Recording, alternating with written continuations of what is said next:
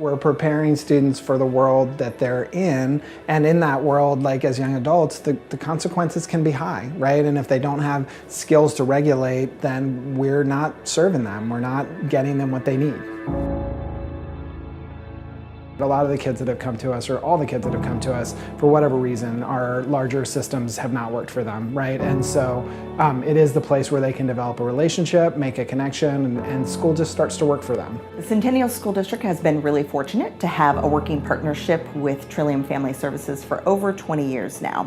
So a couple years ago when they approached us and said they had the Keep Oregon Well grant and they included us in that, we felt really excited and wanted to capitalize on that.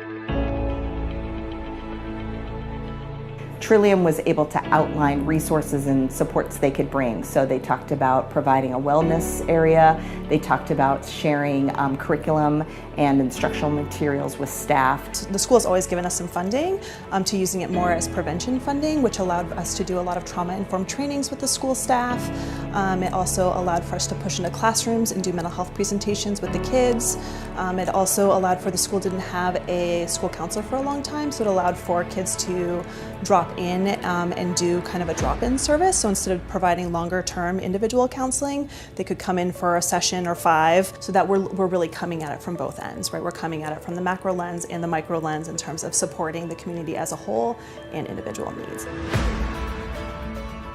We didn't have any spaces that were student-oriented, that were driven by the students, that were for the students that were there. And for me, over the last period of time, we've really been working at trying to create some ownership and some space in the building that is the students, because if they don't feel any ownership or pride, then it's hard to feel connected to school. We're looking at creating safe spaces, right? Places where kids can go and feel like they can be themselves, feel like they're not going to be judged, that they have a space to, if they are feeling escalated in some way. So I think, again, we're looking at macro, having safe spaces in general, and then micro, do they have a place where they can take their one individual body? It means a lot to be heard because, you know, you come to school and you're like, you feel like you're actually a part of the school, you're not just going there. It's like, and like, it's cool to like come into the break room and think like, dang, I did this. And like other kids like you, like appreciate it also. We want kids to be able to advocate for themselves, to understand how they can access things in the real world, and that their education and their life is connected within the community that they're a part of.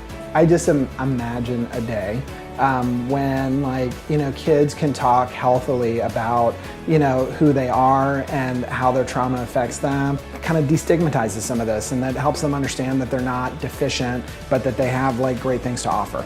I see that work continuing with Trillium, and we'll continue to advocate for more resources because we definitely in East County have a lot of students with need, and Trillium's a great place to put that support in place.